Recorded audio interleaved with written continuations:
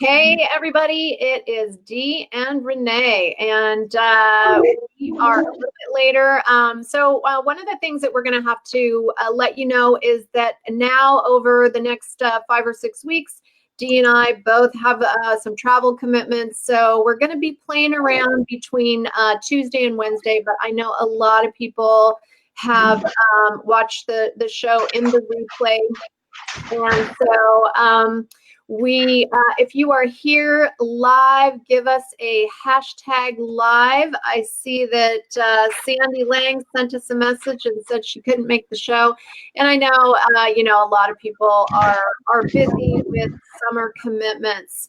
So Dee, tell us kind of what's going on with you during the summer. I know you've got a lot going on with your family, and your daughter just got her learner's permit. And tell us what's going on up there in the hat. Well, we're going to have a great big storm roll in tonight again. They are forecasting. So we keep going through little mini heat waves and then the wild weather. And we're going to hit a heat wave next week. But, between work and cooking and running the kids, and I run all summer with our daughter. She is our youngest. And this year at one time, she was playing on 3 different baseball teams and trying out for a Team Alberta to represent Alberta at a national tournament. And so in August, we are going to travel across the country to Halifax, and she's going to play in a national tournament there. So that is our weekends. Every weekend we tootle off somewhere for her to get some practice and play with her teams and play some ball. She loves it. I love watching her, but it's kind of a crazy schedule. So in between Dee making up recipes and cooking and carrying on, she is also all over Canada, and she's a coach over at Red Cliff Pharmasave. So if you are up in the Alberta area, stop in and see Dee. I am in Northern California. I am here in Los Gatos, which is in the heart of Silicon Valley. And so if you are in Northern California, stop by and see us. All right, so we got a couple people. If you're on live, give us a hashtag live. Nice to see you, Karen. Hi, Karen. Joelle. Hello, Joelle. So if you are on here, give us a hashtag live. And of course, you know that if you want recipes from today's show, all you have to do is type in the word newsletter if you're not already subscribed to our newsletter. So here we've got, this week we're talking about broccoli. And I have to tell you, Dee, I can't even think about cooking. It's pretty warm here, and in the Bay Area, when it gets warm, it gets a little bit humid. But I've been eating a lot of salads. So I commend you for cooking things up. So the great thing about a recipe that you see in front of you there works beautifully in a crock pot too, so that you're not turning on your stove. They could also be done in your air fryer, and I know that's something that a lot of folks talk about a little bit, that really fast cooking. That air fryer does still kick off some heat, but crock pots are still great to use even when the summer heat wave is happening. And we sometimes forget about that because we associate them with more hearty winter meals, but they're great tools for when it's hot outside, because you come home and you don't have to turn on your oven and the meal is done. So that's true. And I think it's not so much cooking up something. It's just the process of I'm hot, I don't feel like it. And so I eat a ton of salads. That I do. So with broccoli in mind, what made you think about meatballs? Well, the thing, I'm going to be really honest with you. A lot of times, and myself included, if you're doing a program like Ideal Protein, the first time you get on, we end up having a little bit of tunnel vision when it comes to our vegetable choices. And I know that broccoli and cauliflower end up being chosen a lot. really repetitive, and clients they're just not. They look at that list, but it's overwhelming to them because maybe they haven't ever cooked or even purchased half the things on that list. So they default to the good old broccoli and cauliflower. And then, by week 3, they're like, I can't eat another bite of broccoli. And so, broccoli is a great fast side because, you can simply steam broccoli and it will take on the flavor of whatever you decide to decorate it with. And so whether it's, if you're in maintenance and you're using butter and cheese and salt and pepper or garlic or like any herb or seasoning, but when you're in phase 1, we often forget of all the amazing seasonings that we can steam them, we can roast them, we can bake them, we can, it's just a really fast side. It's also usually a really safe side in a restaurant when you're having maybe some trouble navigating, what kind of vegetables you can order when you're eating out. So I wanted to do recipes this week that really just weren't plain broccoli sides, just to give you some other ideas where you can use the broccoli. So I just talked a whole bunch there. Sorry, Renee. But so in these buffalo meatballs, there's a cup of broccoli in there as your filler. It adds moisture. It's a great way, I'm a big fan of sneaking vegetables into things, especially for those clients who have trouble meeting their vegetable goal.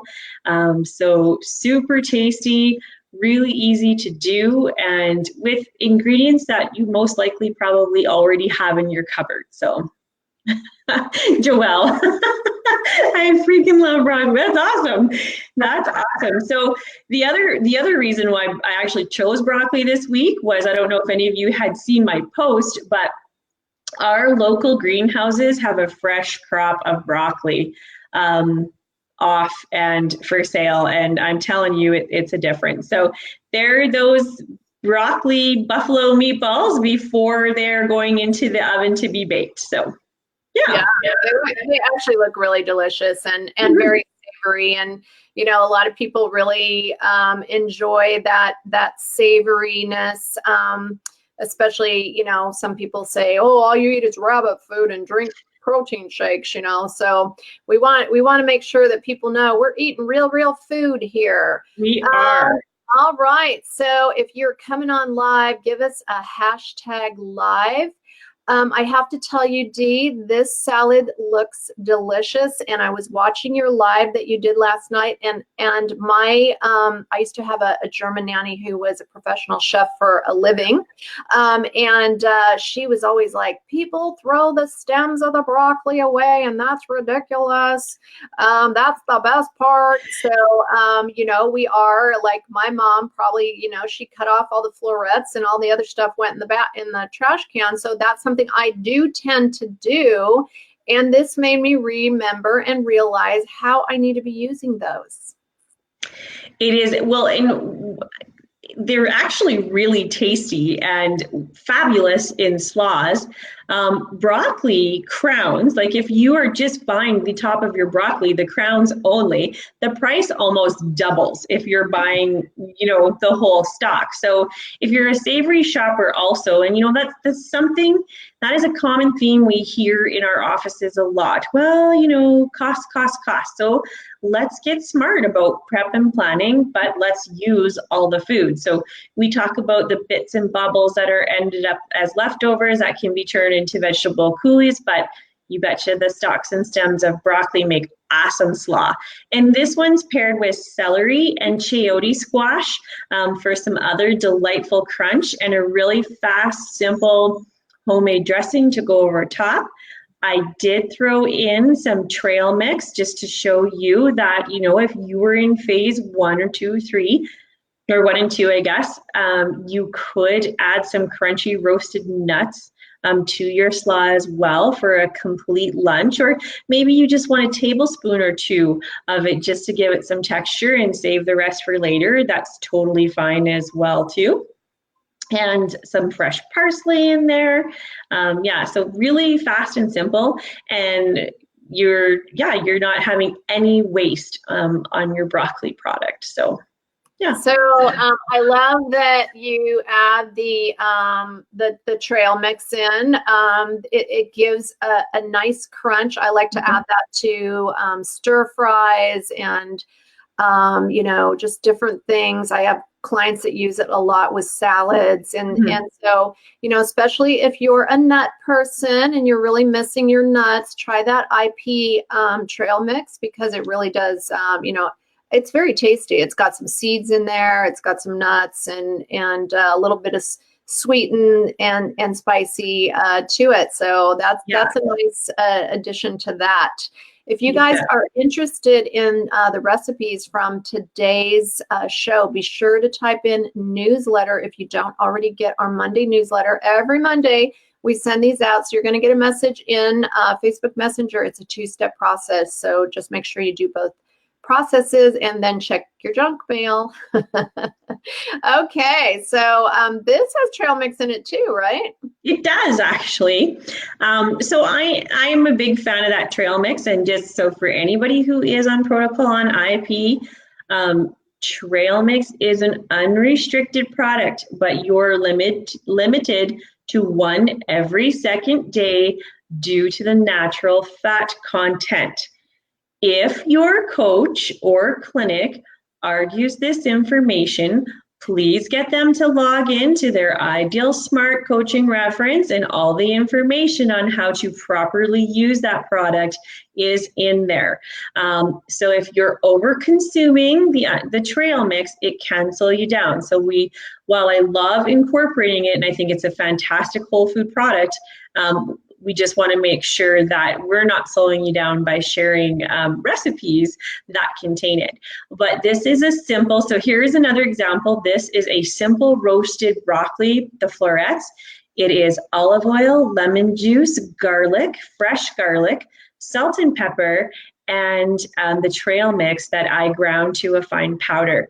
Tossed all together on a parchment paper lined roasting sheet, 30 minutes, and I gave it a little stir every 10 minutes.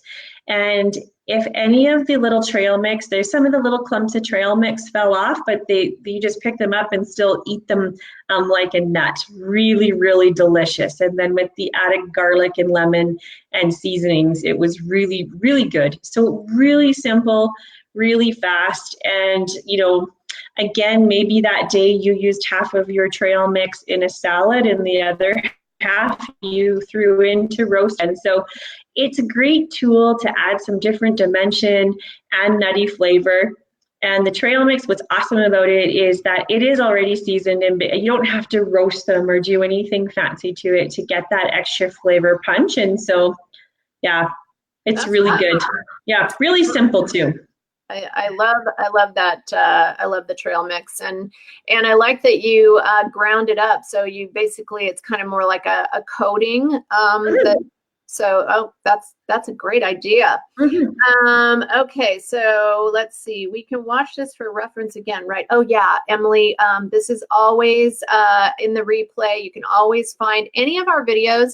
We have a YouTube channel that you can look at all of the videos on, or you can just kind of scroll back through all of the videos on our Facebook. Okay, so me, last but not least, this is kind of like a 2-part picture here with the soup and the bread. If you love this picture, send us a heart emoji, because I heart this picture. That's awesome. So tell us about this, Dee.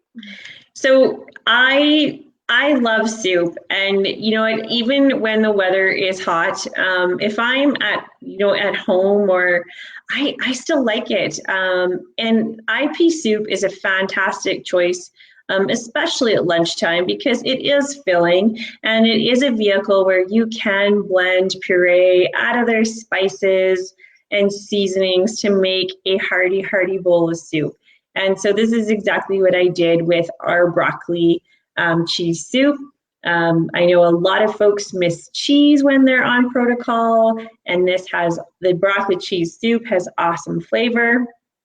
And again, broccoli, it cooks so fast when you're doing a dish like this. So, your garlic, oil is optional, seasoning in the pan, a little bit of onion, celery, broccoli, add some chicken stock and some other seasonings, and the broccoli cheese soup for the finish. And so you could eat it chunky, or you could puree it for a smooth finish. So I did puree this one for a smooth finish, but either or works. And then if you were in phase 4, you could omit the protein broccoli cheese soup and add real cheese into your soup if you so desired. Or if you're trying to meet protein goals for your day in maintenance, still use your broccoli cheese soup and add a little bit of healthy fat to it, whether that be a little bit more oil or cheese, those types. Of things. And honestly, I love that you puree it, but you could actually make it ahead of time and make it like a chilled soup, don't you think? Mm-hmm. Absolutely. Yeah. So for summertime, I love a cold soup. I love a gazpacho. I love cold soups that you can incorporate with a little bit of protein. So this looks delicious. Well, and the great thing about these dishes, so there's your, especially if you're on protocol, there's your phase 1 packet. There's 2 cups of veggies right in that soup. You can make 2, 3, 4, 5 days lunches ahead in your fridge, in containers, ready to go. No reason why you don't have grab and go lunches. So something that I see an awful lot is, every week I still hear, well, I don't have time. I just didn't have time.